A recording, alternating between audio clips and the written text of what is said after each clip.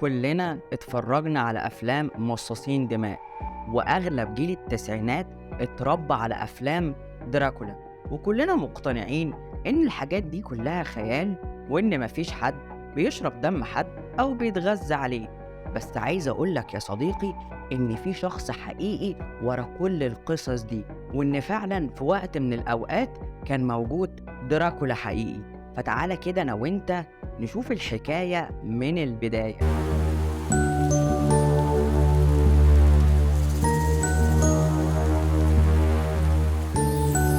لو أول مرة تشوفني، أنا علي النعماني وبقدم محتوى عن الأساطير وقصص من التاريخ والآثار.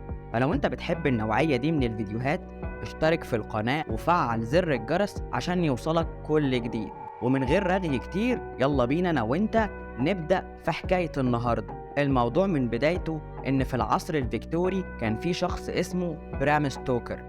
برام ده مؤلف وروائي أيرلندي، وسنة 1897 ألف رواية رعب كلها عن القتل والتعذيب. وبعد تفكير كتير في اسم الرواية قرر يسميها دراكولا. طب ليه برام اختار الاسم ده بالذات؟ بيقولك كان في حاكم اسمه فيلاد الثالث، وكان من عيلة اسمها دراكوليشتي، ولقبه كان دراكولا. وكان معروف عن فيلاد ده انه شخص سادي وبيحب التعذيب والقتل. فبرام قالك بس الاسم بتاعه هيكون مناسب جدا للرواية، ومن الرواية دي جت قصص كتير عن أفلام دراكولا ومصاصين الدماء. بس تعالى كده أنا وإنت الأول نشوف هو مين فيلاد الثالث وليه اتسمى دراكولا أصلا.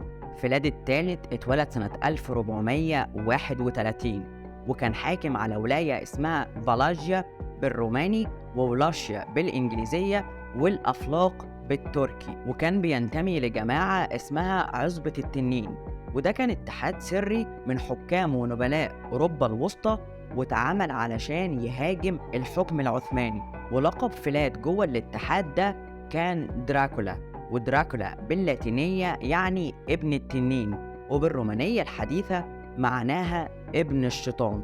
فتعال نشوف الشيطان ابن الشيطان ده كان بيعمل ايه بالظبط. فيلاد وفي فترة حكمه اللي ما استمرتش كتير قدر يقتل أكتر من 100,000 بني آدم بأسلوب تعذيب قاسي وصعب اسمه الخزوقة. بمعنى إنه بيجيب الشخص ويحطه على خازوق معدن أو خشب، وبيفضل كده يتعذب لحد ما الخازوق يطلع من دماغه ويموت.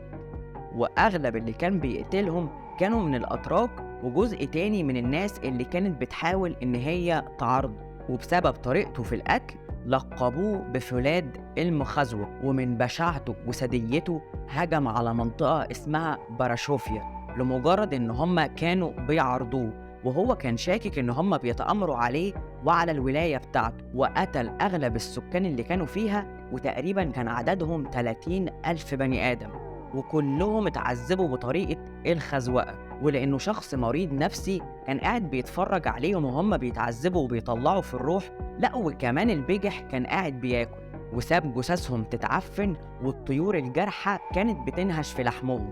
وعمل كده عشان يبقوا عبرة لمن لا يعتبر إن أي حد يفكر بس إنه يعارضه هيعمل فيه كده ويمكن أكتر كمان. وسنة 1460 السلطان محمد الفاتح الحاكم العثماني بعت مرسال لفيلاد إنه عليه جزية متأخرة تقريبا حوالي 10,000 آكاشيا، والآكاشيا دي عملة الدولة العثمانية قبل ما تبقى الليرة التركية. فيلاد قال له اخبط دماغك في الحيط، أنا مش دافع حاجة.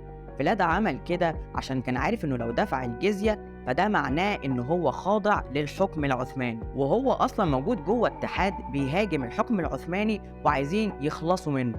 فمحمد الفاتح بعت له جيش بقيادة حمزة باشا، بس فيلاد خلص عليهم كلهم وعلقهم كلهم على خوازيق، وأطول خازوق كان مخصص لحمزة باشا بما إنه الكبير يعني بتاع الجيش اللي مبعوث عشان ياخد أطول فترة في التعذيب. بس سنة 1476 الجيش العثماني قدر إنه يغتال فيلاد الثالث في منطقة كده جنب بوخارست، وأخدوا راسه وبعتوها لمحمد الفاتح، والسلطان علقها على خازوق خشبي في وسط العاصمة العثمانية.